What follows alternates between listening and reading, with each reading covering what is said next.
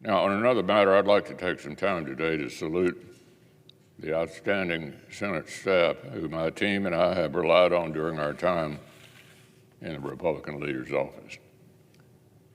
First, I'd like to offer some fulsome thanks to the official reporters of debates, the ears of the nation here on the floor, always listening, carefully recording, and much to the relief of my staff, meticulously reconciling remarks as prepared with remarks as delivered. The official reporters are integral to the life of the Senate and central to the construction of the historical record. But by definition, they fly under the radar, bending almost intentionally into the fabric of this chamber.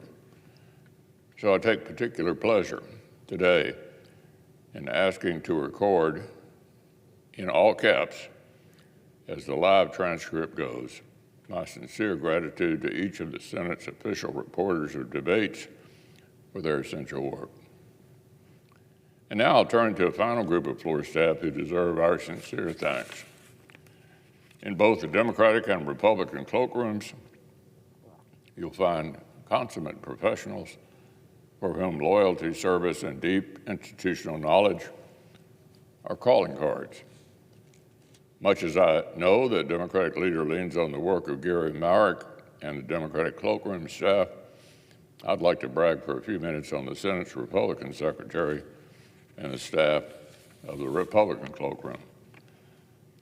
During my time in the Senate, I've been the majority leader, I've been the minority leader, majority's better.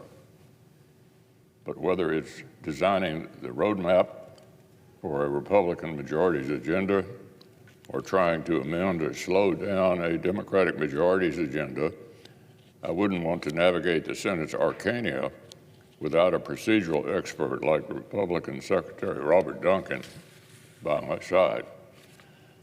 Duncan, in the footsteps of distinguished predecessors, has been an indispensable advisor to me and my staff. The entire Republican conference rightly trusts in his deep knowledge of the rules and precedents that govern this institution, and his calm manner projects confidence in even the thorniest procedural battles. So I'm so grateful to Duncan for his rock-solid counsel.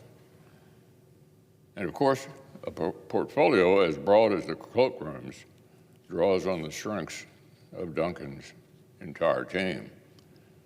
The watchful eye of Assistant Secretary Chris Tuck, whose procedural ingenuity steers the Senate out of jams and whose sharp wit brings much-needed humor to long days on the floor.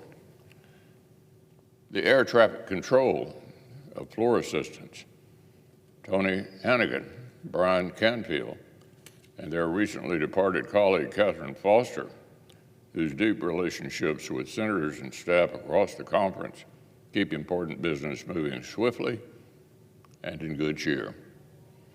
The agile readiness of the cloakroom assistants, Max Boyd, Maddie Sanborn, and Charlotte Euland, whose record-keeping, conference-wide communications, and stewardship of the Republican pages make the cloakroom most essential functions appear to happen as if magic. And the managerial savvy of Administrative Assistant Noel Ringel, who wears a dizzying array of hats to keep the entire operation humming. Cloakroom staff spend nights, weekends, and every working day making the jobs of senators easier. Their pride in the very unique set of professional skills makes them more of a family than co-workers. And I know the sentiments extends entirely across the Republican conference. So to each of you, thank you for the hard work you do so extraordinarily well.